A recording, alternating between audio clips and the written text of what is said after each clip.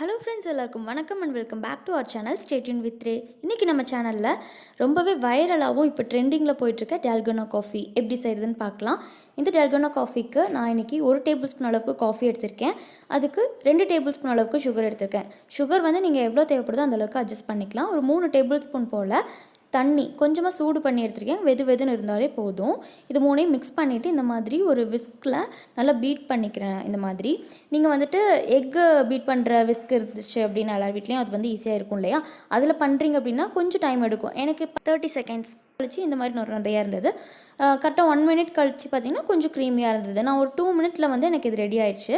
But நம்ம எல்லார் வீட்லேயுமே வந்துட்டு இது இருக்காது. ஸோ எக் பீட் பண்ணுற விஸ்கில் நீங்கள் பண்ணீங்க அப்படின்னா 5 to 7 மினிட்ஸில் இது வந்து இந்த மாதிரி ரொம்ப க்ரீமியாக சூப்பராக இந்த டெக்ஸ்சரில் ரெடி ஆகிடும். இந்த மாதிரி நம்ம எடுத்து வச்சோன்னா இந்த ஸ்டிஃபாக இருக்கணும், கீழே விழுகாமல். இதுதான் கரெக்டான பதம். இப்போ பார்த்திங்கன்னா நான் வந்து இந்த சில்லுன்னு தான் செஞ்சுருக்கேன்.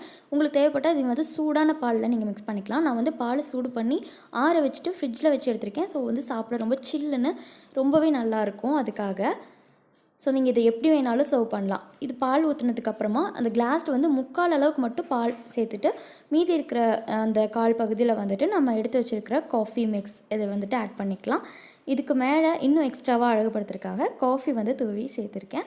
ஸோ இந்த ரெசிபி உங்களுக்கு பிடிச்சிருந்துச்சுன்னா கண்டிப்பாக ட்ரை பண்ணி பாருங்கள்.